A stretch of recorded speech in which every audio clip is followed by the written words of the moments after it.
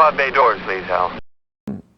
At that point is when I was actually exposed to Kurosawa, and a friend of mine, John Milius, actually was a huge fan of Kurosawa's. And so whenever the film was showing, he'd say, "Oh, you got to come and see this. You got to come and see this." And after the first one, the first one I saw was Seven Samurai, and after that I was completely hooked. I said, this is really good. It's hard to really appreciate the true genius of Kurosawa, I think, until you've seen a few of the films, and then you've been able to see other films at the same time and be able to realize his visual style. My favorite of all time is really Seven Samurai. Then maybe Yojimbo, and then Ikiru, and maybe Hidden Fortress at that. So it's not at the very top of my list, but I was impressed and I liked it. And it's really his visual style to me that is so strong and unique. And again, a very, very powerful element in how he tells his stories. I think he comes from a generation of filmmakers that were still influenced by silent films, which is something that I've been very interested in, having come out of film school. That the visual graphics and the framing and just the quality of the images goes a long way to telling the story and setting the mood, and you're not going to find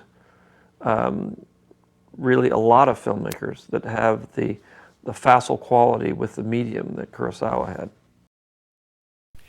The pod bay doors are open. Thank you very much for joining us once again. I'm your host, Doug Heller, film critic and film historian for TalkMovieToMe.com. Joining me, as always, film critic extraordinaire of ArmchairCinema.com, ArmchairOscars.com, and OverthinkingOscars.wordpress.com, Jerry Dean Roberts. Jerry. Misfortune teaches us the truth. That enigmatic quote is from the magnificent 1952 Akira Kurosawa masterpiece, Ikiru, which loosely translated, I believe, means to live. And it's unusual for his work. It is in a lot of ways, but isn't in others. Yeah. Well, it's contemporary. Right. Well, even his contemporary stuff is usually kind of like a thriller of some kind. Some kind of a... ones that stick out are like High and Low, which is a brilliant crime story. The Bad Sleep Well, which is a really... I believe it's been referred to as a jazzy riff on Hamlet. Yeah. So that's a really interesting one. Or Stray Dog, which is about a cop that loses his gun. It gets pickpocketed. His gun gets pickpocketed, and he goes try to track it down. So that that's 48 hours. So, but this is a really sensitive drama, the likes of which, he really, occasionally he got to do stuff like this. He adapted I think Dostoevsky's The Idiot? No, this was a Theodore Ilyich. This is based on Tolstoy's The Death of Ivan Ilyich. Yeah, Ivan Ilyich, yeah. He also did an adaptation of Dostoevsky's The Idiot. It's a universal story. Yeah, and this is a meditation on death by a man who was really quite young. Yeah. At the time. He, let me see here, Kurosawa was only...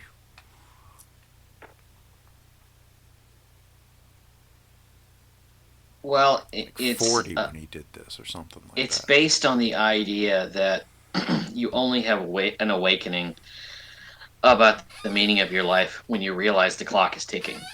Right, right. And this minor bureaucratic functionary, Mhm. he's a section chief. It's in his 60s. Right. Wonderfully played by the incomparable Takashi Shimura. It's a beautiful face. Oh, That face is just haunting. yeah. He is in a whole lot of Kurosawa films. Mhm. He worked with Shimura almost as many times as he worked with Mifune, Mhm. but Mifune is the one that people talk about. Yeah. But he has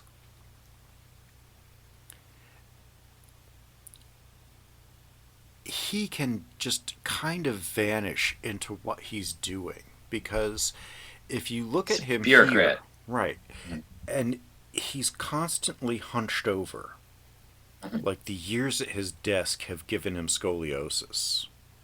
The You know, years at his desk have weighed him down, right, pulling him down to the earth. right. So even when he stands up, he's hunched He's over. hunched over. And if you compare that to his leader character in Seven Samurai 2 years later, Mhm. you Yeah. understand how The range this man the had. night and day this guy Mhm. is throughout his career. Uh, and we first meet Kanji Watanabe doing his job, which is just looking at sheets and stamping them and moving to the next identical piece of paper, making sure it's filled out properly, and stamping it. It seems to be a very comic texture or a very comic portrait of this society Mm-hmm. in which everything is done by paperwork. Everything is done. With a Um, lot of paperwork. the supervisor, the sub supervisor of this, see, secondary sub supervisor.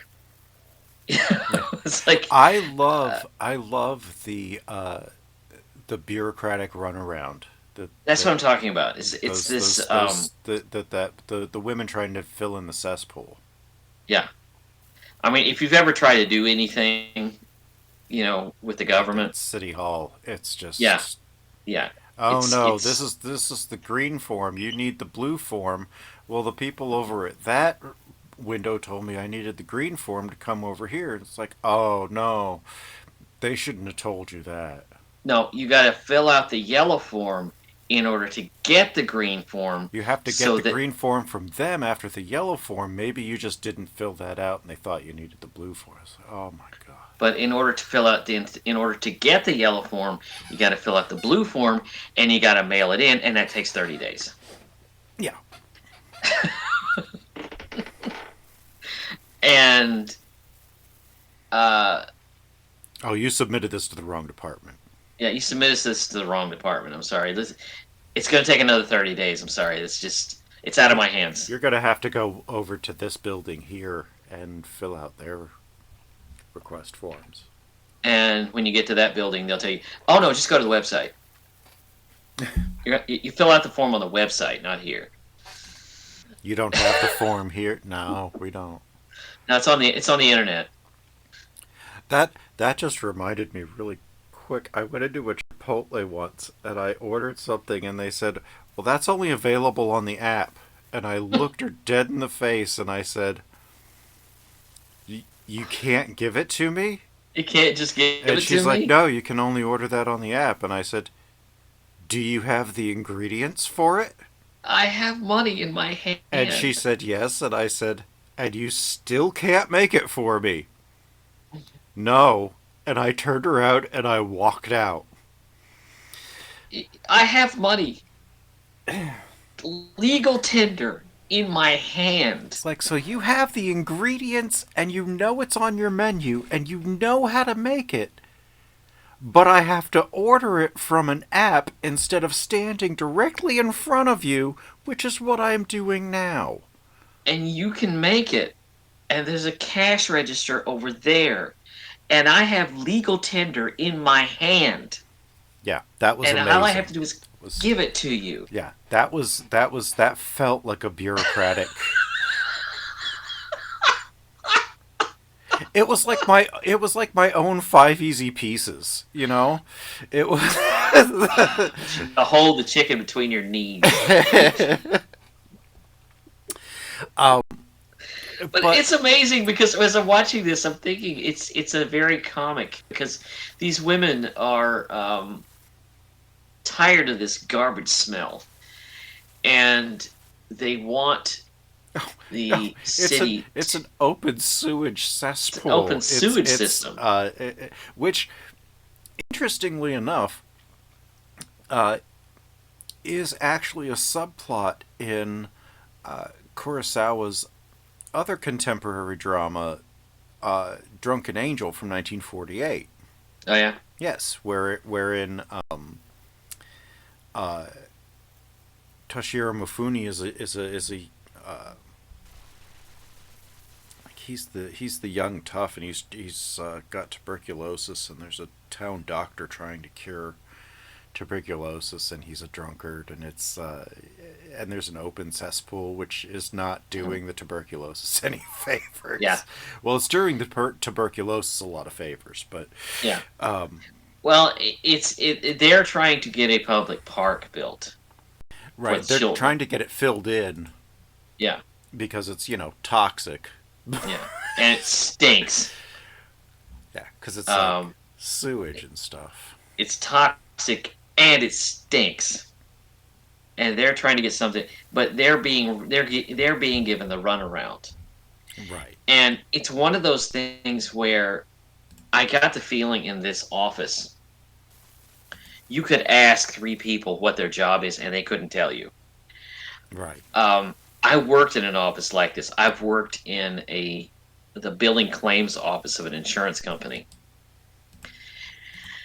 and you could ask most people in that office what they do for a living. They couldn't tell you. Mm-hmm. They couldn't tell you when they receive something and they send it up the line. They don't know where it's going, and they don't know who's getting it because it's not their job. Right. Their job is to fill out a form, take phone calls, listen to complaints, and send information up the line. Mm-hmm. And it's this weird Kafka-esque thing Yeah. that's just it's the same thing over and over and Mm-hmm. over again. It's all paperwork and phone calls and spreadsheets, and it's insane Mm-hmm. because basically you're just pulling levers all day. Right. It's amazing, and that's what this is. That's Mm-hmm. what he does. Oh, and I had forgotten this initially because it's been a long time since I've seen Drunken Angel. Shimura is the doctor, Oh yeah, the drunken doctor trying to save this town from TB with an open cesspool, and Toshiro Mifune's a gangster who's got TB and he's trying to help him. yeah, We will be doing that one. yes. Eventually, I maybe love, next January. love that movie. But we meet this sad little man who is almost invisible. Yeah. He's really kind of just part of the background. You walk into his office and you walk by him and you wouldn't even notice him because he's hunched over this desk and he's filling out paperwork and He he's just stamping, blends filling in. out. He just blends in, and this is what he spent his life doing. Mm-hmm. And he gets the news that bam, he has stomach cancer.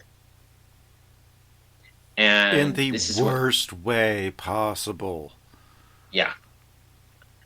The doctors basically are actively avoiding telling people their diagnoses Right. simply because they either they don't want to worry them, Mhm. But it's like they're dying. They should Yeah. know that. Yeah. You're derelict in your duty if you are just trying to be nice and tell them that stomach cancer is a minor ulcer. Yeah, and this is a very strange thing because it was part of something that another film that I loved a few years ago called The Farewell, in which Mm, you find out that Chinese families, when their elders get cancer or something, they won't tell them because they don't want to worry them. And it's usually when it's terminal and it can't be cured. There's nothing they can do, so they just don't tell them because they want to make their last days comfortable. but It's that's like, not okay, how you do that. right. That's what the whole movie's about. Because Aquafina's like, I don't get it. I don't understand. Yeah. Why don't we just tell her? She's grown. We can tell her this. But he is absolutely devastated by this because this is 1952. Yeah. You say stomach cancer was a death sentence, Basically. and there's still no cure for it, but you can slow it down. You can slow it down with radiation Right. now, but Well, I it's mean, it's there was treatment in 1952. Unfortunately, I don't think at the stage he was two. right, That right, and there, even now where he was, I don't think they would have been able to. I think this was like a stage four, very yeah. advanced. Mhm. Um, But he gets a wake up call that his whole life has been wasted sitting at this desk, stamping and writing and signing, and he realizes that when he dies, no one's going to remember him. he does have a son, Yes. and the worst daughter-in-law imaginable. Hmm. Um, Oh my God. I don't know how many times I've seen this movie. I can't sympathize with those two in any way, shape, or No, form. not at all. Not even remotely.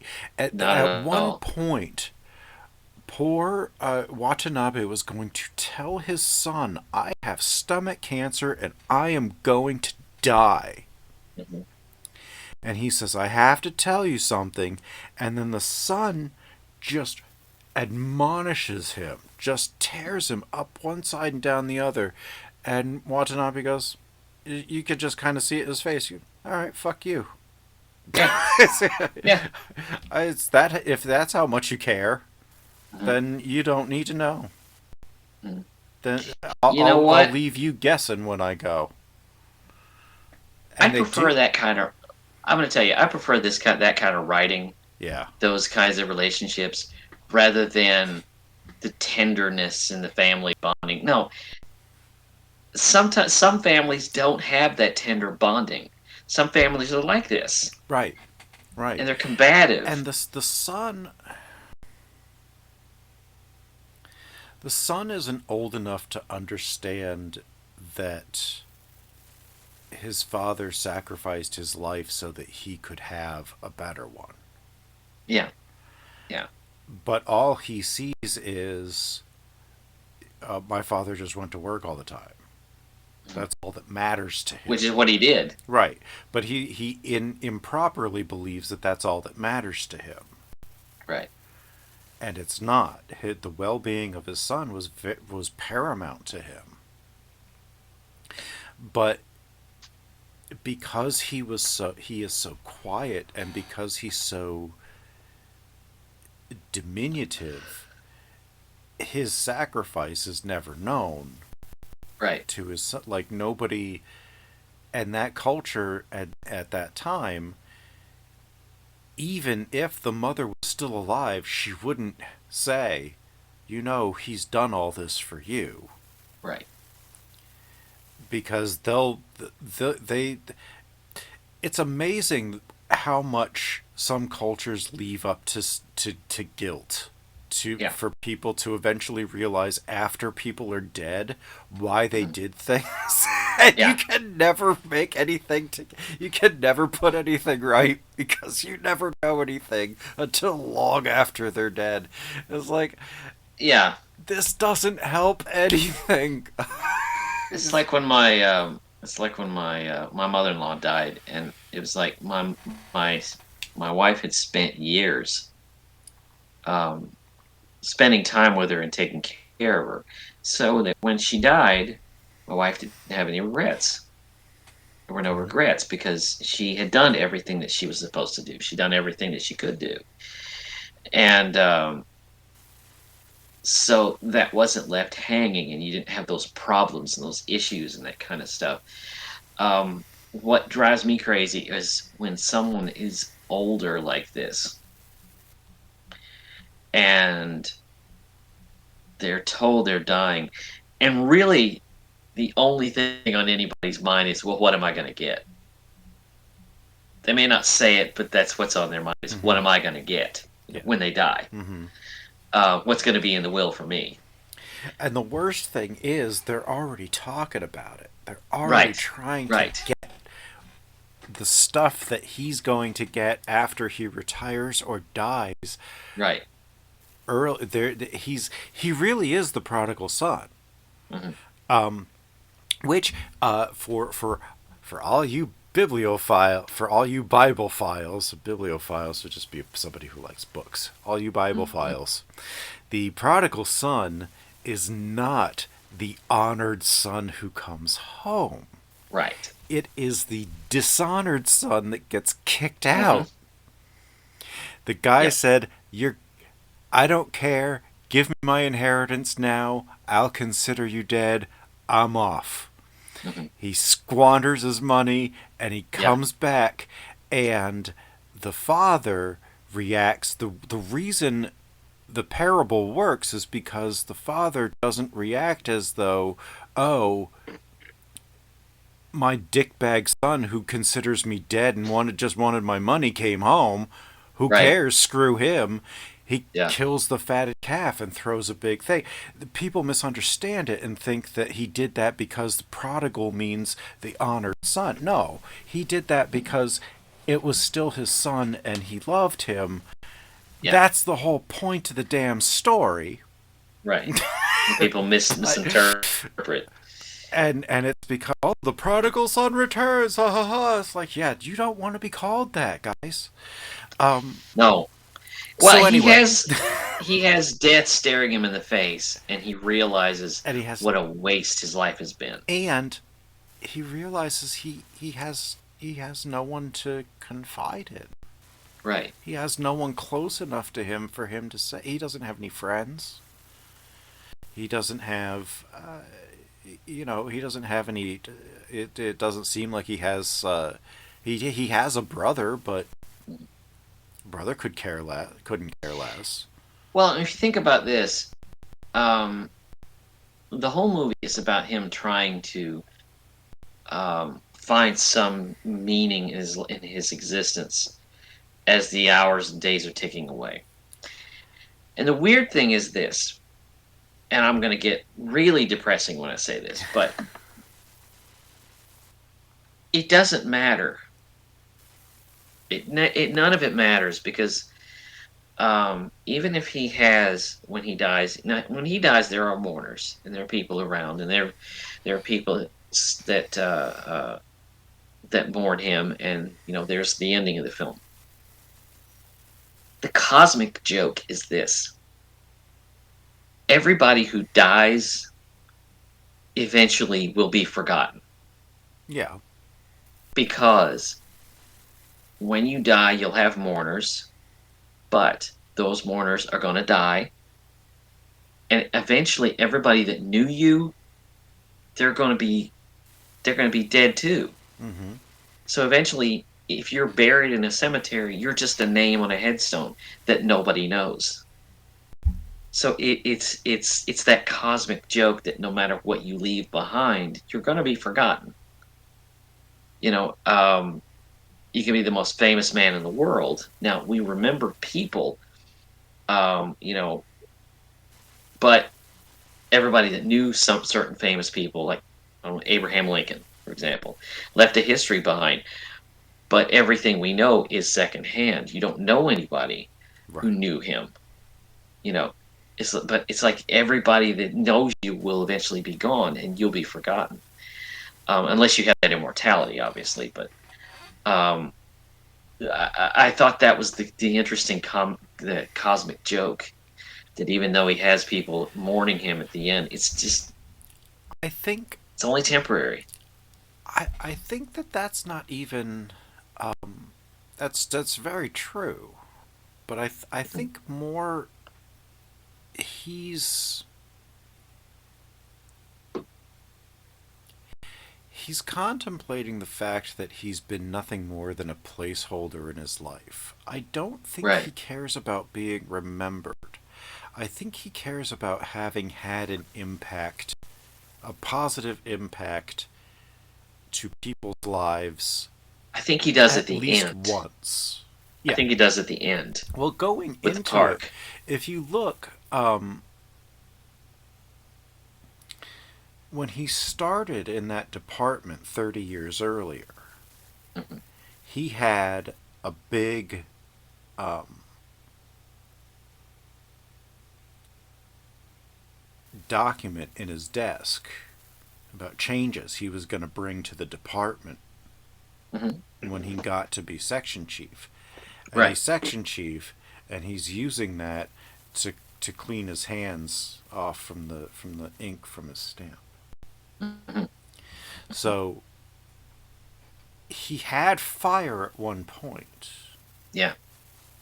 It's just been put out through years of Yeah, being smothered under all this paperwork and just and um, any notion of doing something for others, he rationalized into, well, if I do my job, then it moves this thing forward for these people, and yeah. whatever. Until, and I love this, he figures out what to do, Mhm. and then the movie cuts, and we don't get to see what he did. Right. The movie's in two parts, And really. it's not it's a very unique structure. Mhm. An American film would not get away with this. No. You compare this with another film that's similar to it. There was a movie from 19, I think 93, called My Life, Mm-hmm. with Michael Keaton, who Mm-hmm. finds out Mm-hmm. that he's dying of cancer and that he's going to be a father. So he leaves these video messages for his son. But it's very Americanized. Mm-hmm. It's very comic, and all the sentimentality is Mm-hmm. just laid on really thick. They don't do that here. No.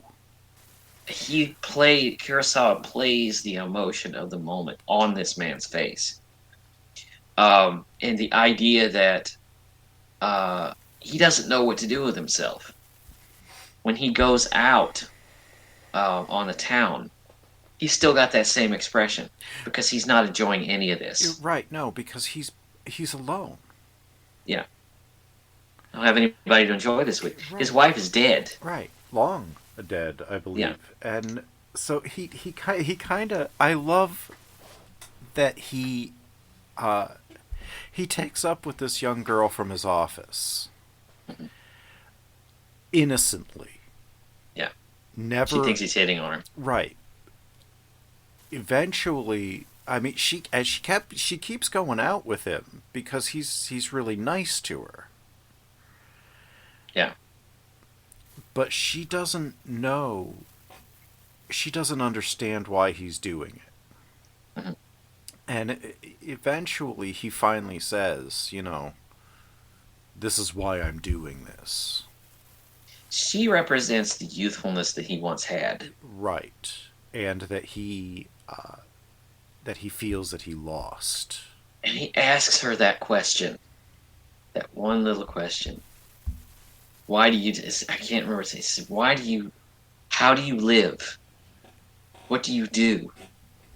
And Yeah. she's, she shows him, and she shows him these little toys. Mm-hmm. It's like, I make them because they make children smile. You know, what a simplified but very beautiful answer that is. Mm-hmm. And she, like I say, she represents what he once was before he got buried in all the paperwork. The passion for life, passion for something, to do something to make someone happy. Mm-hmm. And I think that opens his eyes a little bit. Well, Um, when they're the last time they really see each other, he runs off from that restaurant. yeah, Um, and he goes back to the office and he starts talking about that cesspool. mhm, And he starts getting his office moving on yeah, this thing to this multi-departmental, literally like moving a mountain by himself mhm, task. yeah. And all And he his coworkers don't get it. they don't get They it, they don't they don't get it. understand, but they're happy to help him. Yeah, And they're especially happy to help him once everything starts to fall into place and it's being done, you know. Um, and I love the way that he gets his way. yeah, He does not change anything about himself. yeah, He will just go, and if there's somebody who's being a problem, he'll just sit there and stare yeah, and go yeah. in and talk to them and Mhm. just stare. Basically, he just wears everybody down because he's so persistent and they just don't want him bringing down the whole day. It's like, oh man, Watanabe's coming. Just give him what he wants so he goes away.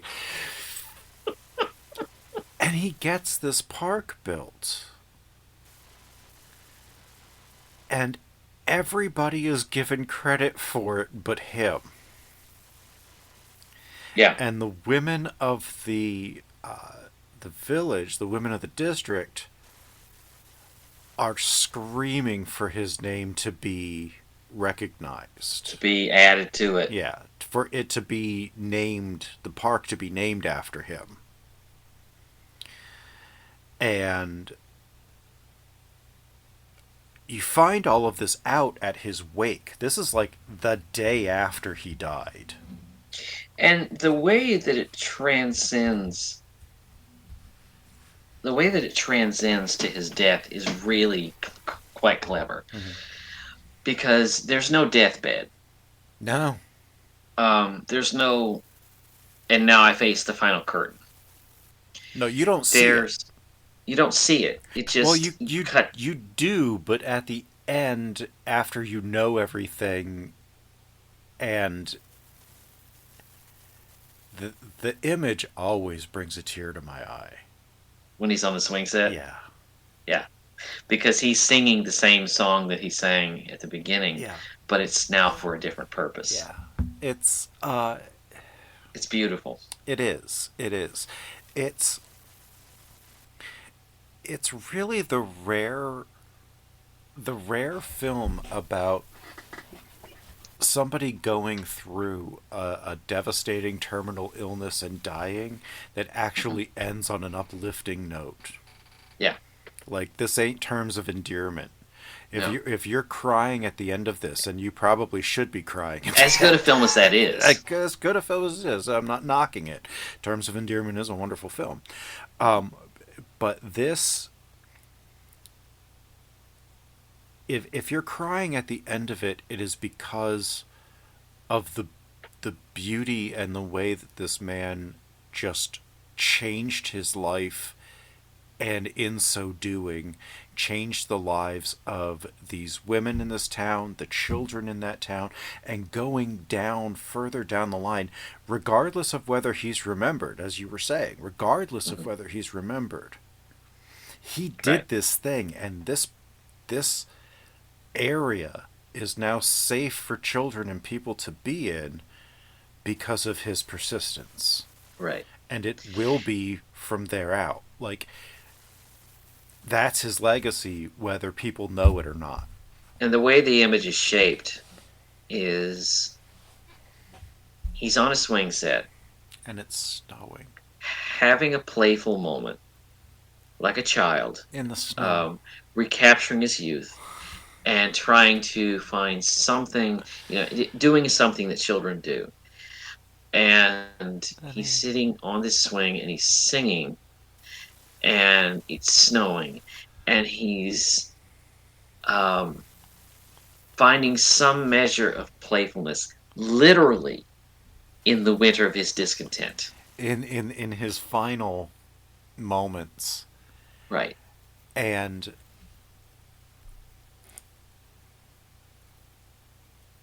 it's the first and only time that he smiles. Yeah. And And it does not go where you expect it to go because you expect broad strokes.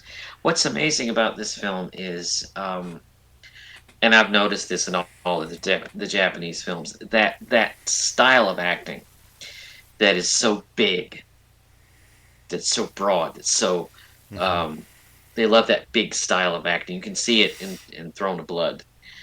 Uh, it's not here.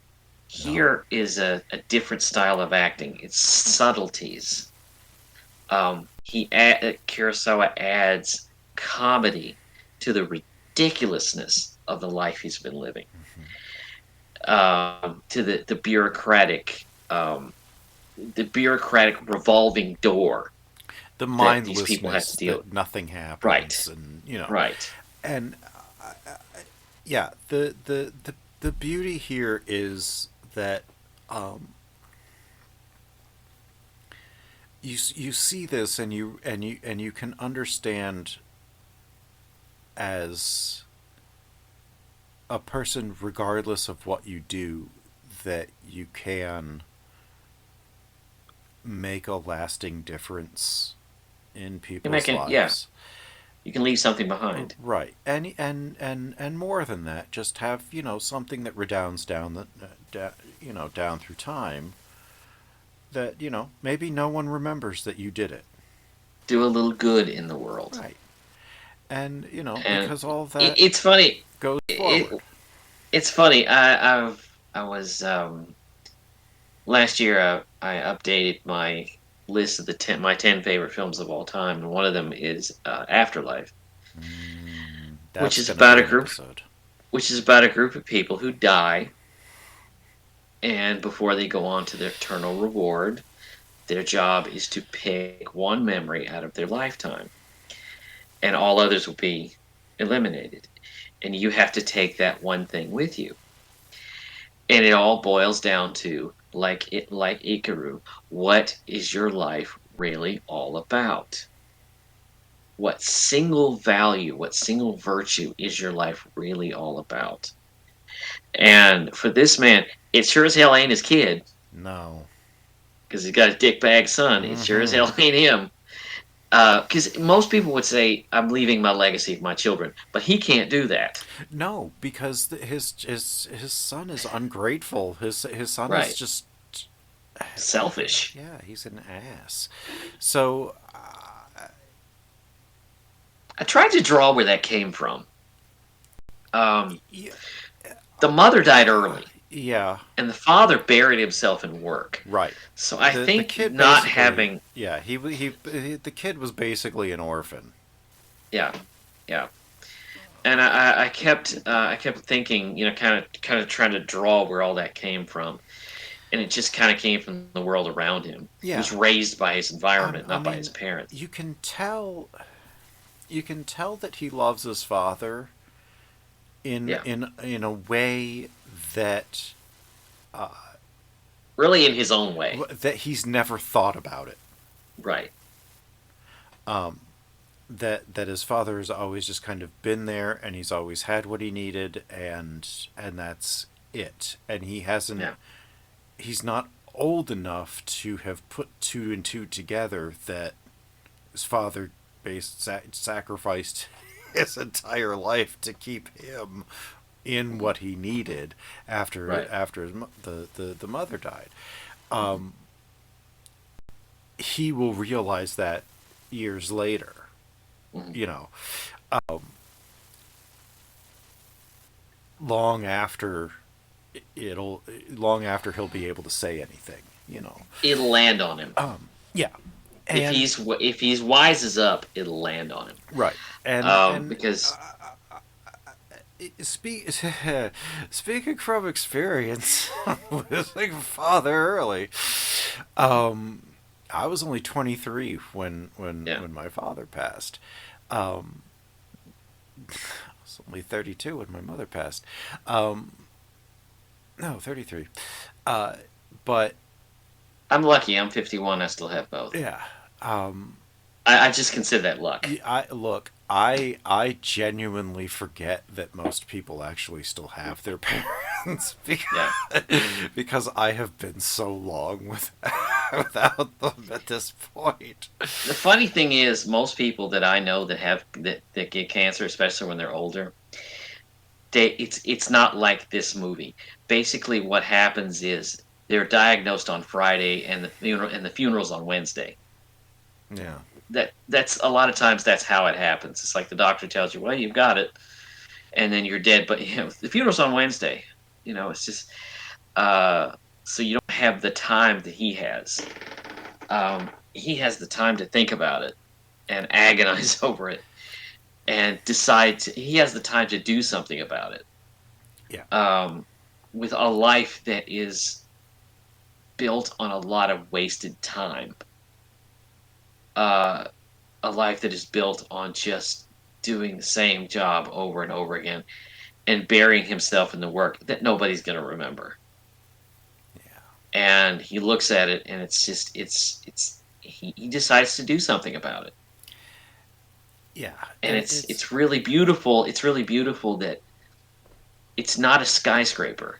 It's not he doesn't have to invent something. It's just an act of kindness. Yeah. It's making this little area safe.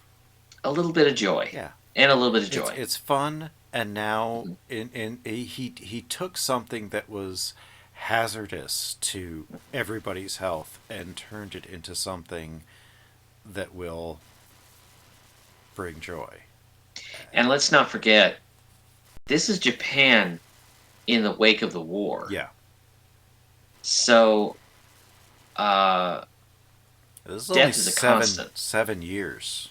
7 years after the bomb. Yeah. So death has been a constant, but death and disease and destruction are all around them, and he plants a little seed of joy, and his hope. little and hope, and a little bit of human kindness. Yeah. To something, and just leaves that mark. And even if he's not remembered, at least he's done that. Mm-hmm. He could exit this world knowing that he had left something behind. Yeah. That's really touching. Yeah. I love this film. Absolutely love this. I'm really happy I got to introduce you to it because I'm going to admit, as much as I love the samurai epics, I am a little bit at arm's length. I was never at arm's length with this film. No. Ever. No. Never. No.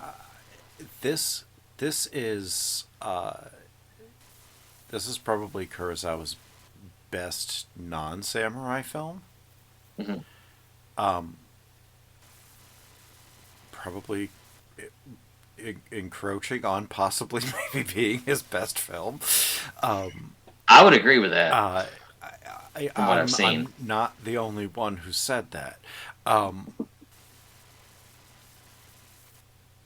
it's a film of rare power and rare beauty, and Hmm. once you see it, you'll never forget it. No, and I tell you, this is not an unusual story either. There was a film years ago, and if you want a real recommendation, this is a good one. Did you ever see the movie Wit with Emma Thompson? No, I wanted to, but I never got It's to. Mike Nichols. Yeah. She plays a an English professor, and she finds out she's got cancer. But she is a woman who's buried herself in work and has always kept everybody at such arm's length that she can't find anybody who cares about her anymore. Mm-hmm. And it's her awakening to life while her body is killing her. And it's essentially much like this. Mm-hmm. Has Given that it's Mike Nichols, I wouldn't be surprised if it was influenced by this. I believe it's Mike Nichols. I'm not 100% sure. It's been I a think while it since I've is. seen it. I think you're right. It was a TV movie. It was an HBO movie. Yeah. Yeah, it was Mike Nichols. Um, but Emma Thompson also co-wrote it, and it's much like I kept thinking of that film while I was watching this one, um, trying to repair the bridges that you've burned Yeah. Yeah. Pretty much. along the way, Yeah. you know. Or And in his case, build it's the ones that you never like got exactly around to. exactly that's Yeah. what I was about to say. Get around to building the ones that you intended to build in the Yeah. first place, Yeah. and realize that with some people it's just too late. Yeah. You know, but anyway, I did love this film. Thank you for introducing. It took us a while to get around to it, but I did enjoy it. Yeah. Yeah. And so that's all I have. What do we have coming up? Well, next time, I've done two women's pictures, two films, two women-centric pictures, directed by men. So my second one is going to be A Woman Under the Influence. Which is harder to watch than Ikiru. It is about a woman, Jenna Rollins, her best performance, and she is bipolar, and no one around her I knows how to deal with would it. wager more schizophrenic than bipolar. She's got problems, She's got a lot of undiagnosed and untreated mental illnesses. and nobody around her knows what to do about it. Not even the doctor. Not even the doctor. Not even, and especially that gaggle of kids that they've got running around in the house. And she's got Peter Falk, who's Hey, listen. she's married to Peter I Falk. don't. I don't. I don't know how anybody can not have a good time when Peter Falk is screaming at you to have a good time. And you're living in a house whose construction I simply cannot understand. It is a baffling house. Yeah. Somewhere in California, I don't know, in Los Angeles, I guess, but wow, yeah. Yeah. I rewatched this. I've seen this twice. The second time was yesterday, and the first time I watched it, I ended up having to watch it in two different sittings, so I didn't get the full impact. Well, this time I was like, no, I'm going to watch it as close to all together as possible. Well, Cassavetes Wow, had a that is hard. Cassavetes just yeah, he had a style that was just Listen, I admire anyone who has seen A Woman Under the Influence in the theater all the way yeah. through. I don't think I could. I don't think I could handle it. It Yeah. is so intense, and it is so. We'll talk about it, but oi. I rented it Oh. on video. I rented it on video one time, and it didn't have a backward or forward button. So I had to sit there and watch the whole thing, and I could only pause it.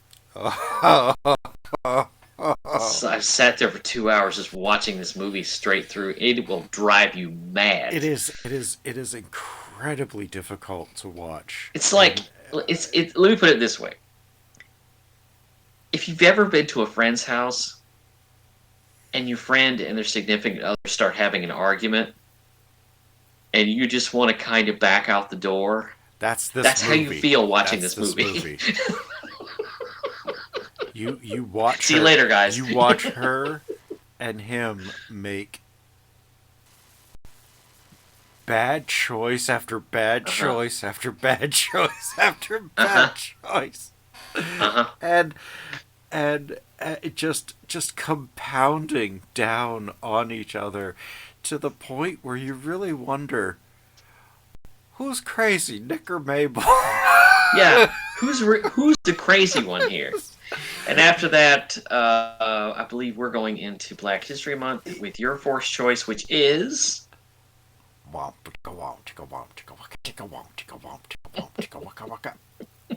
Who's the black private dick who's the sex machine to all the chicks? Shut Your Mouth. I'm talking about Shaft. Just talking about Shaft. That's right. We're doing blaxploitation. Damn it. I've been trying to do Shaft for years.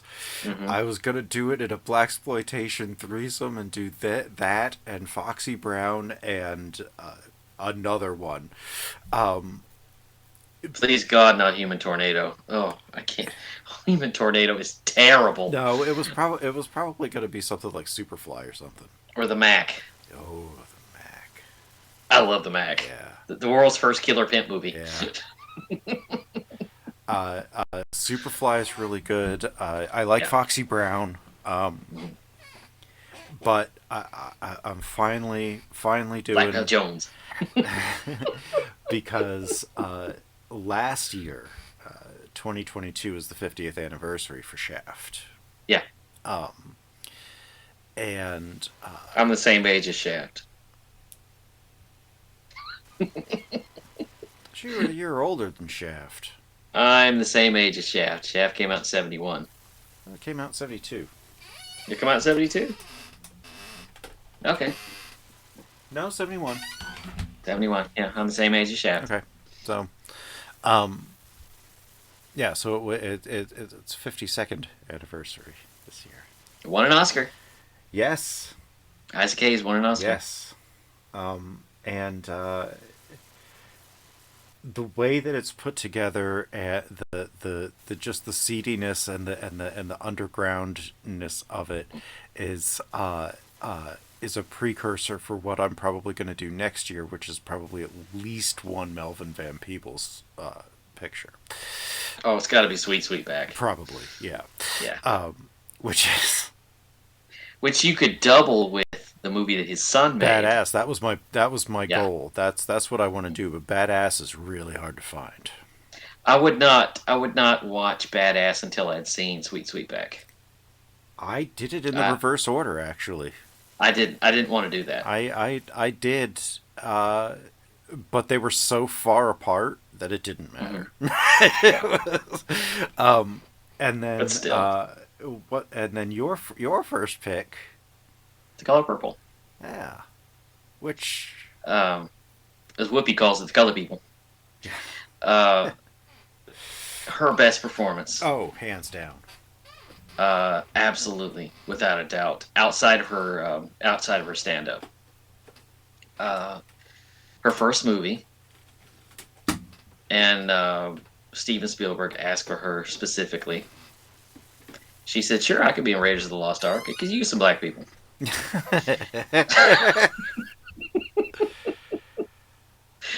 I would have loved to have seen her in an Indiana Jones movie. Oh my god. She'd have torn that movie up. Uh-huh. And your second choice is Eve's Bayou. Eve's Bayou. I saw that in the theater. It's a great movie. Yes. And then we're going to close out Black History Month with a film that I've been trying to find for years because I want people to get introduced to this. It is Tim Reed's only directorial effort. It is Once Upon a Time When We Were Colored, and it is wonderful. Absolutely wonderful. That one I've not seen yet. It's on YouTube. I've You can't I've find it anywhere. I found it on YouTube, Yeah. and but yeah, I'm looking forward to that one. I've actually only seen The Color Purple once, so I've seen The Color Purple a couple of times, actually. I've only seen it once. I didn't. I actually just bought it after you said that we were going to do it, so I got the Blu-ray. I finally own it now. I'll get to rewatch it. So I'm We'll looking get to forward. discuss why Spielberg got shit on by the Academy. It's before they loved him. Yeah. Oh, they were jealous of him, He was making and they money. were mad at him. Yeah. They were mad at him for making a movie like this after all those blockbusters. Mm-hmm. But anyway, that's coming up. Yeah. Take us home. So that about wraps everything up here for us. You can find all of our back episodes at the podbaydorspodcast.wordpress.com. You can listen to us on iTunes and YouTube. Hit the like, subscribe, and notifications buttons there. You can find us on Twitter at pod_bay. You can copy and paste that and put that over on Patreon, which will still be there after Twitter's not. We have some donor exclusives there that we would love for you to check out. We thank you so very much for joining us, and the pod bay doors are now closed. The mission has been completed.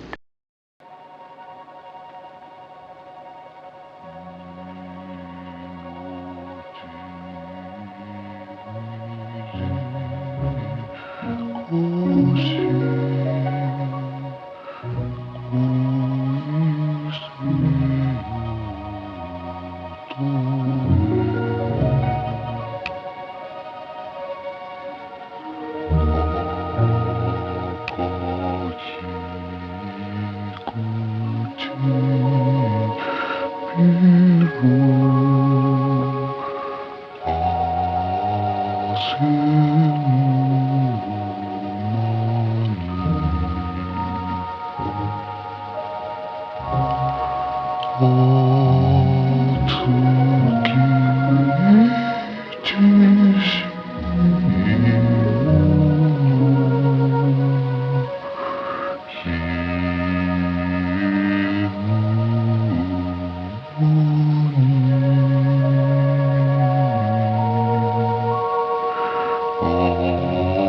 so